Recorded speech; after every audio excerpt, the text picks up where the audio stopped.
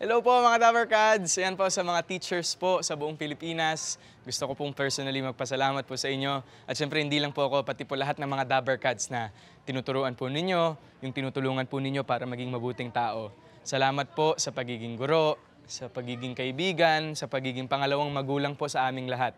For guiding us, for inspiring us, and for making us who we are today.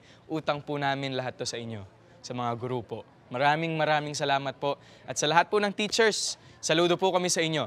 I'll dub you all. Uy! Sandali po pala, may message din po para sa inyo si Yaya Dub. Thank you for teaching me how to love, showing me what the word means, what I've been dreaming of. And now I know there is nothing that I could not do thanks to you. Babala!